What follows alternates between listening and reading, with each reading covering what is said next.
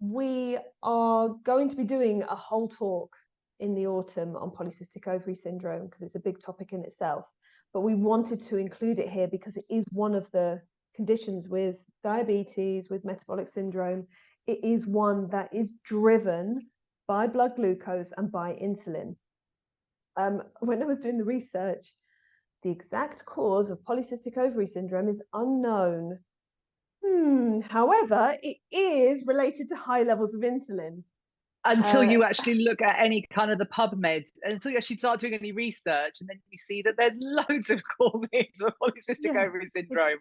It's a poor pancreas. This is where we get really carbohydrate. This is where we get really cross, because the NHS website, we spend most of our time going, oh, hang on a minute. Here's the research that completely shows that what you've got here is wrong. It's wrong.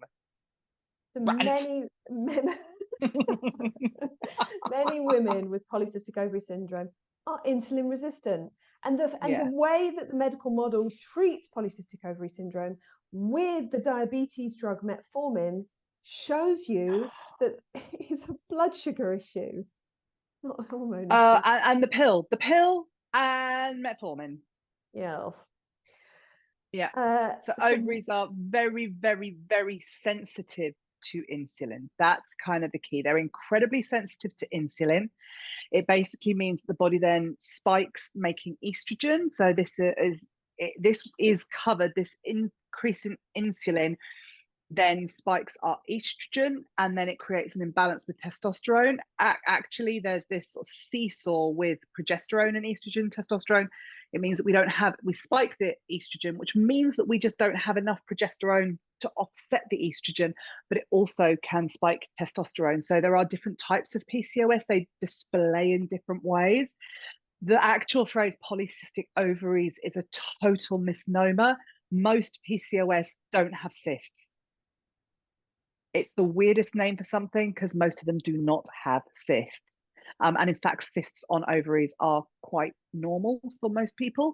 It's just when they become out of hand. But that's often nothing to do with PCOS. So it's just completely crazy, even name for it.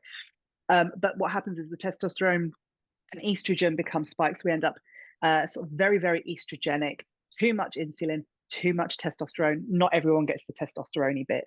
And that's where we're getting the excessive hair growth. It's where we're getting fatigue, not being able to sleep because we're wired.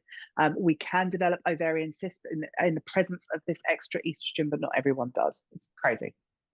So if you are working with someone who has polycystic ovary syndrome, then you are going to be looking at this blood sugar work for sure.